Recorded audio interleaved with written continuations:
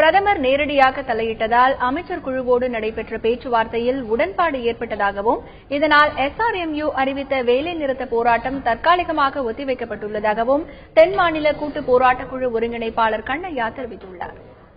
இளைஞர்களுக்கு வேலை வாய்ப்பு கிடைப்பதற்கு வேண்டிய வாய்ப்பினை மத்திய அரசு தருகிறேன் என்று சொன்னதை ஏற்றுக்கொண்டு அதே சமயத்தில் நாம் போராட்டம் செய்தால் காலவரையற்ற போராட்டம் நடத்தினால் ரயில்வேயுடைய தலைமையில் நாட்டினுடைய பொருளாதாரம் பாதிக்கப்படும் என்பதை நாங்கள் எடுத்துரைத்ததை அவர் ஏற்றுக்கொண்ட காரணத்தினால் தற்காலிகமாக இந்த காலவரையற்ற பொது வேலை நிறுத்தத்தை நிறுத்தலை தவிர்க்க வேண்டும் என்று NJC தலைவரும் கன்வீனருமான ARF பொதுச் செயலாளருமான சிவகோபால் மிஸ்ரா அவர்கள் நேற்றைய தினம் எனக்கு சவுத் ஜோனுடைய கன்வீனர் என்ற முறையில் எனக்கு அவர்கள் சொல்லியிருக்கின்றார்கள். இன்று காலையிலும் அதை பற்றி கன்ஃபார்ம் பண்ணி மத்திய அரசிடம் கன்ஃபார்ம் பண்ணி அதை இப்போது என்னிடம் சொன்னார்கள். இதை இந்த டெஃபர் செய்ய வேண்டும் என்று அவர்கள் சொல்லியிருக்கின்ற காரணத்தினால் இந்த போராட்டத்தை தற்காலிகமாக நாங்கள் தள்ளி வைக்க முடிவு செய்திருக்கின்றோம்.